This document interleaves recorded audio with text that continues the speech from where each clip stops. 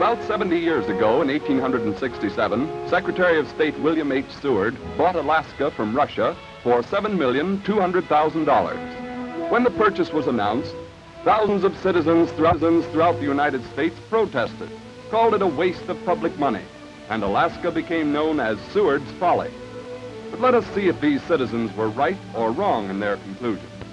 Today, there is no man better qualified to give you a true picture of Alaska than Father Bernard Hubbard, known as the Glacier Priest, a Jesuit explorer who has spent 10 years in our great Northern Territory.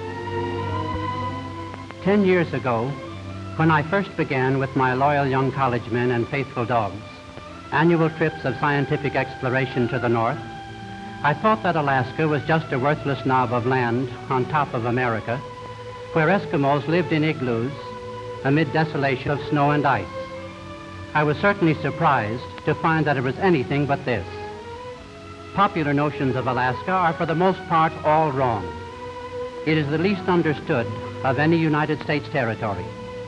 Its size, its extent, and its great variety are by no means comprehended.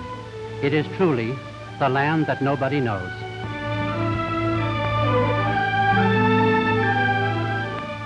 The best way to get an idea of the true size of Alaska is to move it down onto the United States. Although only 1/5 as large as the United States in square miles, nevertheless Alaska touches all 4 borders of our country. This will give you an idea of the wide expanse and spread of our great northern territory.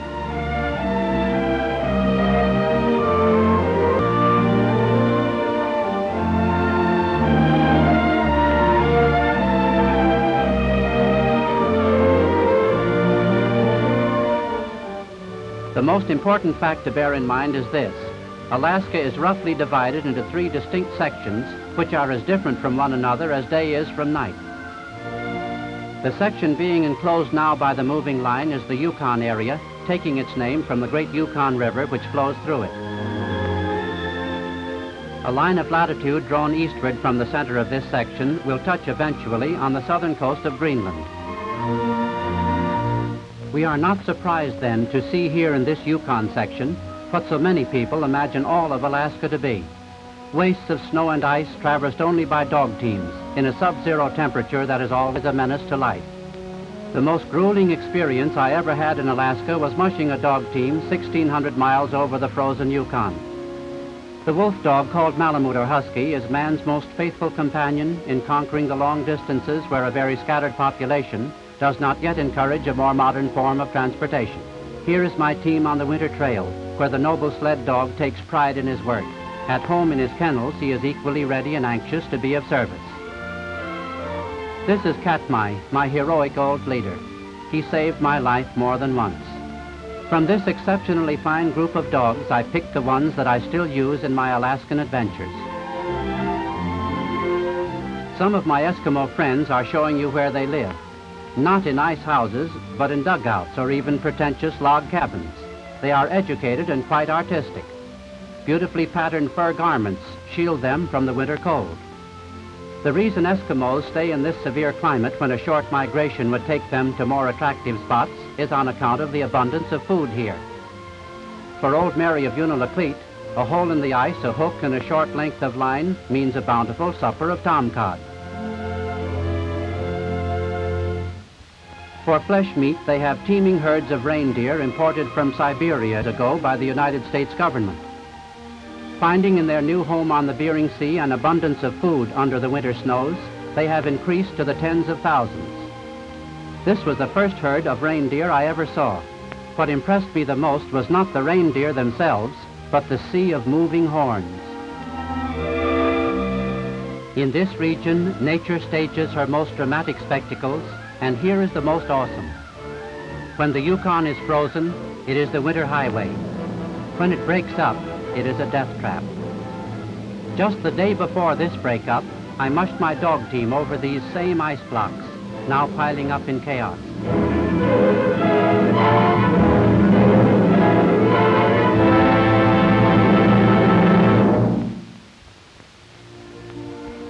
Let's go southward now to the second distinct section known as southeastern Alaska.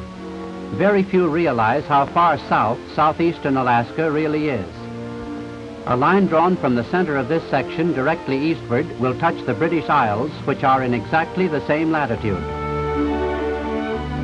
It may surprise you to know that Juneau, the capital city of Alaska, located here in this section, is not a remote northern settlement, but in reality lies on almost the same line of latitude as the great city of London and is just as easy to get to.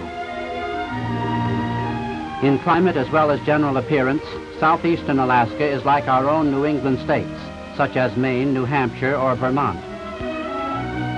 It may seem hard to believe, but nevertheless true, that Washington, D.C., the capital of our country, gets colder in winter than does Juneau, the capital of Alaska.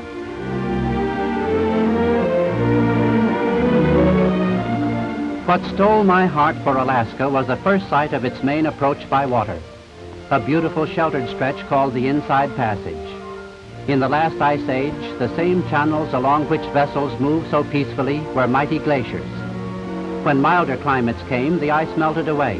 Ocean water flowed into the carved-out fjords, and now myriads of islands, some large, others small, but all beautiful, please the eye of the beholders, clothed as they are in graceful trees. Along the Inside Passage are Alaska's first cities. This is Juneau, the capital city, with about 6,000 inhabitants, and the chief source of employment is one of the world's greatest engineering projects, the famous Alaska-Juneau gold mine. Dense forests and smiling meadows make this region a veritable promised land.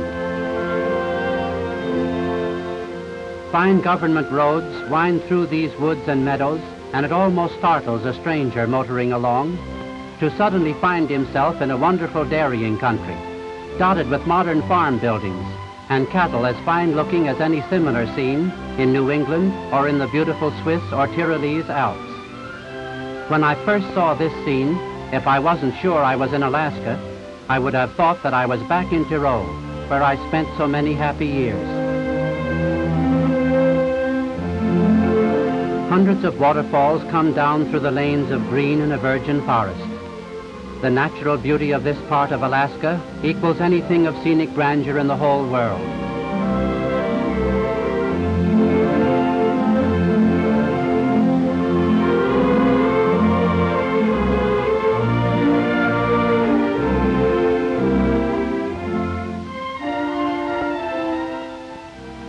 I am called the Glacier Priest on account of my years of research in the glaciers of Europe and North America. Nestled in the mighty mountains of southeastern Alaska are glaciers that make the largest ones in Europe look small. Alaskan glaciers like this one move slowly towards the sea. When they reach the sea, the tremendous pressure exerted by millions of tons of ice from the back causes them to crack and break with the noise of thunder, and crashing walls of glacier ice float away as icebergs to melt and disappear in the deep fjords where they are born. Most people think that all icebergs form this way, but to our surprise, we found that the biggest ones pop up suddenly from below the surface. Here comes one from 1,000 feet below.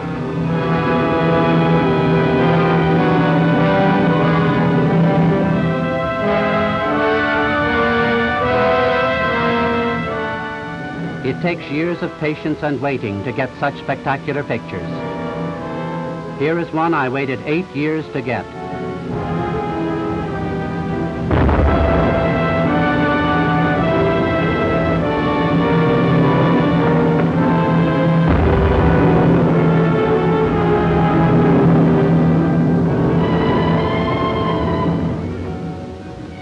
This is just another of the surprising paradoxes of Alaska. To find these huge glaciers in the gentle southeastern section when one would expect to find them farther north. Leaving southeastern Alaska, I will now take you to the section being enclosed by the moving line. The line has enclosed what are known as the Alaska Peninsula and the Aleutian Islands, the most spectacular area of all. A festoon of fire, dotted with dozens of giant active volcanoes. A long finger-like sweep of ash-covered desolation and endless tundra. I call this my own Alaska, for here were spent many years of exciting adventure. The mysterious Aleutians are the cradle of the storms. On one side, warmed by the Japanese current. on the other chilled by the cold Arctic currents coursing down through the Bering Sea. These differently temperatured bodies of water set into motion air masses that sweep from west to east and influence the weather of the whole northern hemisphere. Here is the now dying Valley of 10,000 Smokes. In 1912, a cataclysmic eruption destroyed all of its plant and animal life. I have explored this region with my party on land, sea, and air, all seasons of the year in 6 different expeditions. Fire-born monsters rise gracefully into the Alaskan sky, like this, Shishaldin, shaped like Fujiyama, the most beautiful volcano on Unimak Island. And further north on the Alaska Peninsula is the largest active crater in the world, Aniakchak, with its devastating eruption pits miles in area, sending steam and gas and ashes into the air. I made this great crater the scene of several years of exploration, and with my party descended to the very bottom of these steaming pits to discover new scientific secrets.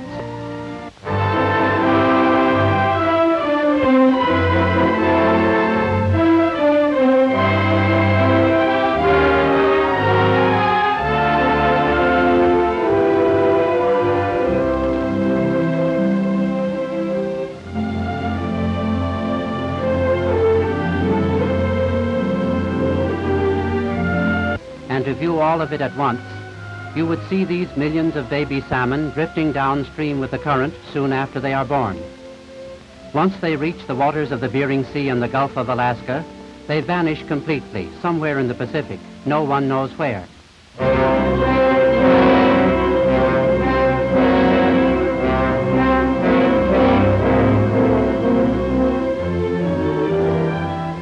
In May, millions of full-grown salmon school together in the North Pacific to begin their great migration, known to Alaskans as the Salmon Run. Many of these millions find their way to the better-known fishing grounds of southeastern Alaska and British Columbia, but a still greater number travel northward to the Gulf of Alaska and the Bering Sea. When the salmon which have evaded the fishermen finally enter the freshwater streams, the streams in which they were born, then one of the great epic struggles of nature begins. Day after day, week after week, for hundreds and even thousands of miles, they battle their way upstream against swift currents, seeking quiet waters where they may spawn. In the salt water of the ocean, these fish were in the finest of condition. Now in freshwater streams, they stop eating entirely, lose their beautiful silver color, take on brilliant hues of pink, red, and purple, and they are safe from fishermen's nets, for they are totally unfit for human consumption. Some of the streams are so shallow, they travel for days and weeks with their backs out of water. Their particular mission in the economy of creation is to see that their species is perpetuated, even at the cost of their own lives. Next year, their offspring will swim downstream and lose themselves in the ocean. But the adult salmon, now fighting against the swift current, will never return. For as soon as the spawning is done, they die. Self-preservation, proverbially the first law of nature, in this instance becomes the law of the preservation of the species.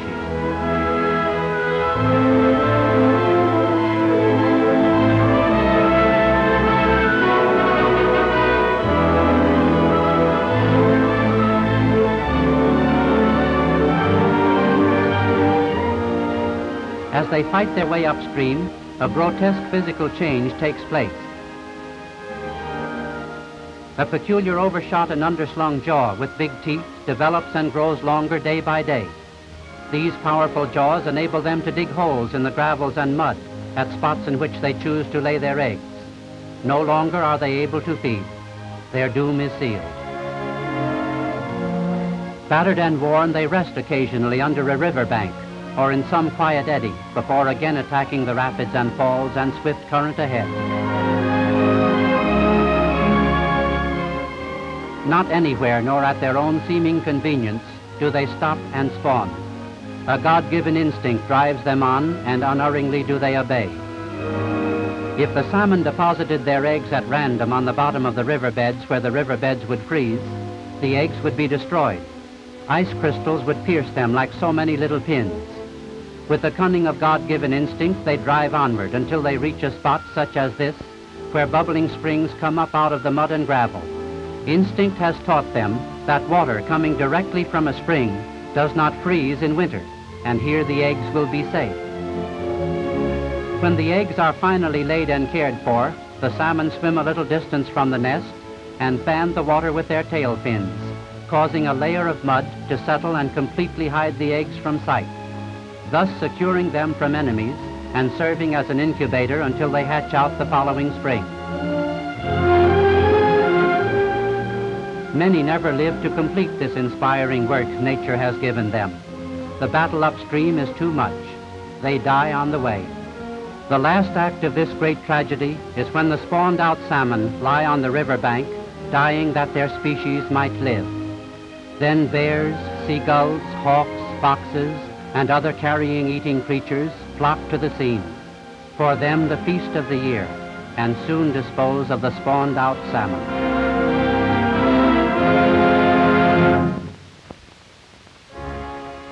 Seward thought he had bought a land of gold. He had. But it was really these silver millions that made Alaska so valuable to America and the world. Each year, from February to May, hundreds of men leave Pacific Coast ports and soon spread out on the coastlines of Alaska, busily preparing for the salmon run that is to come. For it is during these great runs the salmon are caught by the fishermen. As soon as melting snow and ice permit, salmon traps such as this one are driven at strategic points, at points where the salmon have been most bountiful in previous years. These salmon traps, consisting of a long double row of piles which stretch out from the land and terminate in another group, box-like in arrangement, are the most effective and economical means of catching large numbers of fish at one time. Between the piles, strong nets are fixed. Then a matter of waiting until exciting words flash by radio from the Shumagan Islands. The salmon are running. The whole country swings into action. All of Alaska becomes salmon conscious, and rightfully, for it means work for over 21,000 men.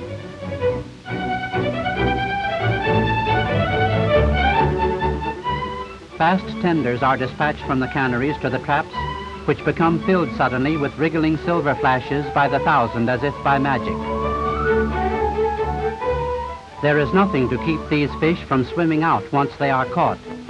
Only the instinct never to turn back keeps thousands of salmon in the traps. Once the salmon have started to run, the canneries must operate at a terrific pace, 24 hours a day. The fish traps must be emptied of their flashing finny hordes at least once a day to make way for more trapped thousands. This work is known as brailing. When the cannery tender is pulled alongside the trap, a scoop net is lowered into the heart, and soon the wriggling mass is transferred to the hold and decks of the tender or accompanying scows. Truly a dramatic sight. These traps catch as many as 35,000 sleek and meaty salmon per day.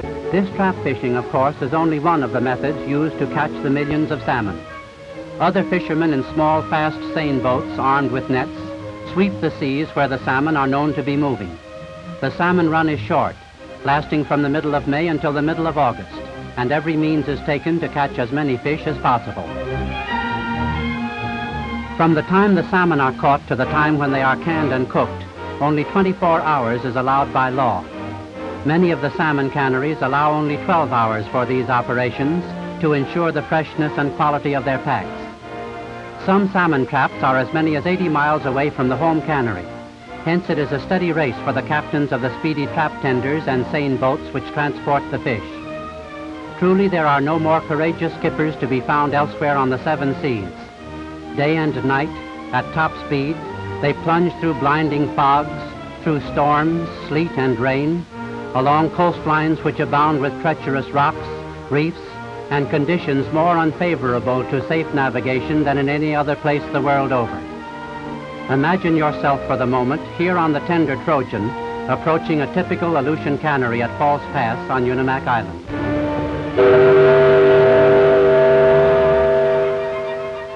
The whistle sends the ever-present seagulls into flurries of screeching excitement.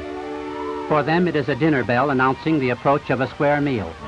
All during the season they flock to the canneries and wait for the cleanings of the fish on which they feed.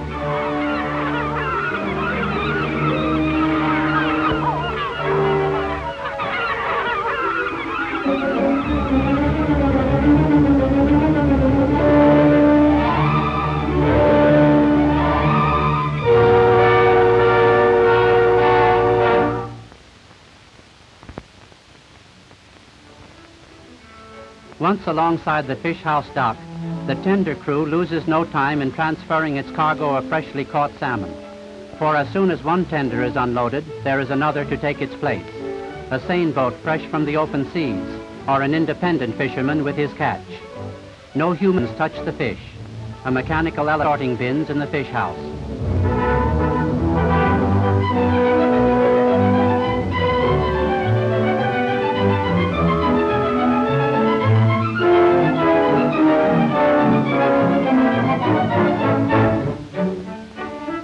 A machine almost human, the iron chink, cuts off the heads and tails, cleans, and in some cases molds the fish to fit the cans in a jiffy.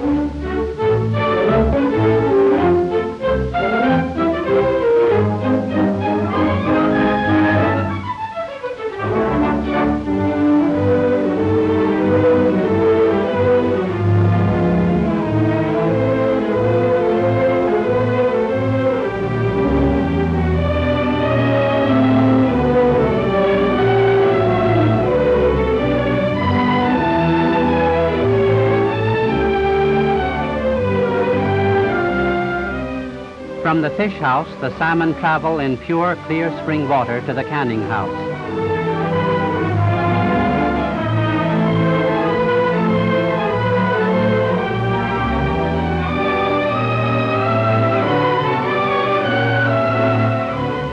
As thousands of fish are cleaned and delivered to the canning house hour after hour, there must be thousands of cans to imprison the delicate flavor for which the Alaska salmon has found universal renown. Ingenious machines, such as this one, have been developed to reform the cans, attach and seal the bottoms, and deliver them in rapid succession to the canning house nearby.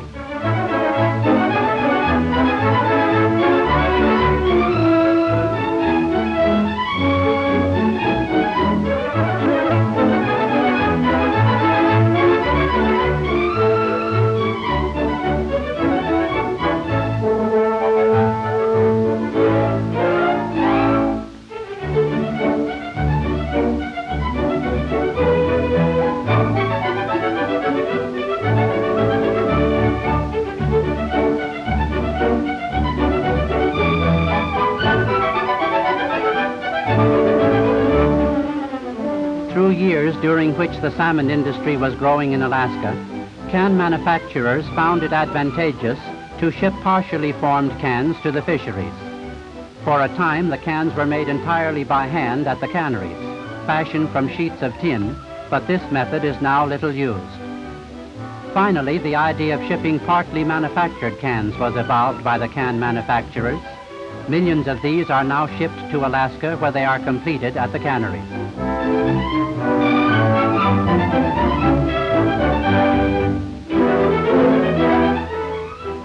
Filling machines are no less a wonder than the iron chink. The salmon are placed on a conveyor at one end, sharp knives cut them into sections, then they disappear into the depths of the machine. When you next see them, they emerge at another opening, the salmon tucked neatly into cans, each canful containing the proper weight and choice cut of fish. There is even a device which rejects cans that are underweight. From the filler, the salmon proceed to another machine known as the clincher, moving often at the amazing speed of 140 cans per minute. The clincher puts the tops of the cans in place automatically.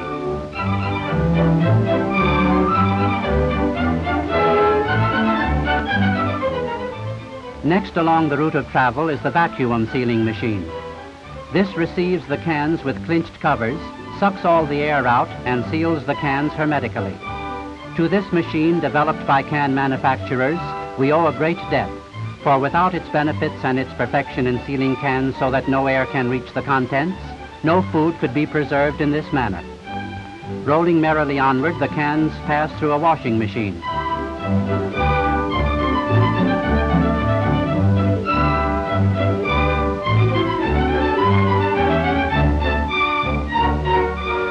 Then nimble rackers scoop them up and place them on the cooking trays.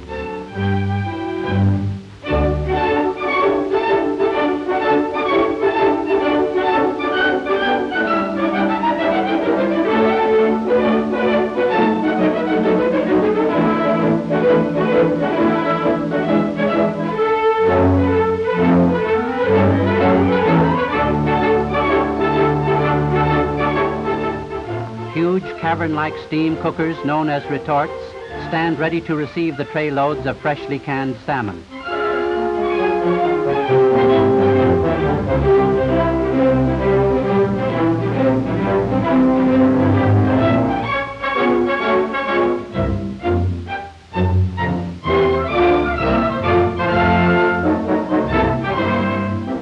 For an hour and a half, the salmon cook under heavy steam pressure, simmering in their own juice until done to a queen's taste.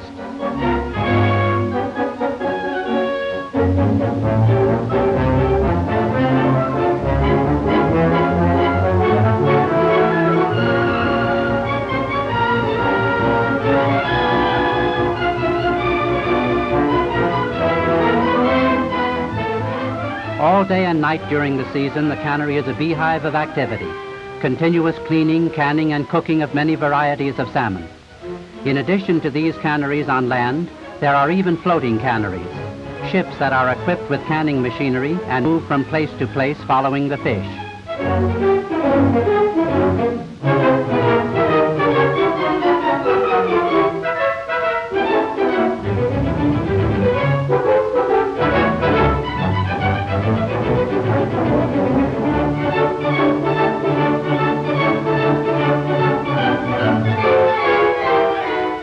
Constant inspection eliminates the slightest leak in any can.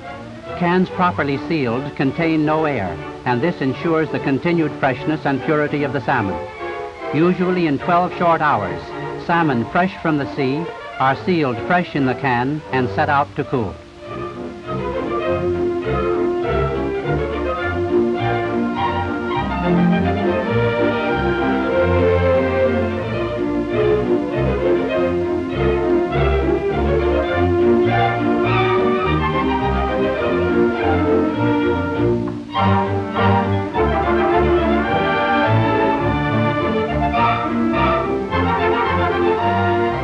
Modern labeling machines make quick work of their task.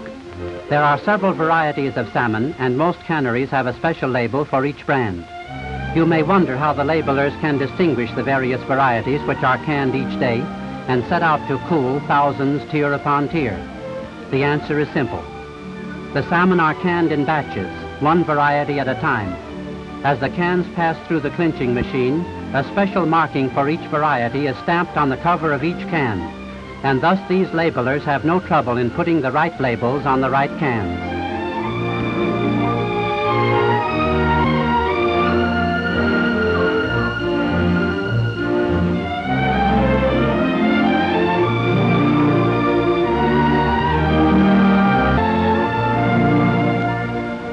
I still find many people who think that Alaska was a useless acquisition. I can merely adduce a few simple facts in answer. Each year, the original purchase price of Alaska has come out of the great 590,000 square miles of territory in its gold output alone. The furs of Alaska have yielded millions. Farming and dairying are now succeeding in the Matanuska Valley. There are almost inexhaustible deposits of coal, oil, sulfur, iron, copper, and other metals and minerals worth millions. Its forests would supply the world indefinitely with pulp. But even if Alaska had none of these tremendous resources and supplies of raw materials, it would have been worth its price merely for the wealth of its adjacent waters. For the salmon industry grosses each year, in canned salmon alone, several times the original purchase price of the whole territory. Truly, Seward signed for a bargain. Not Seward's folly, but Seward's far-sighted wisdom.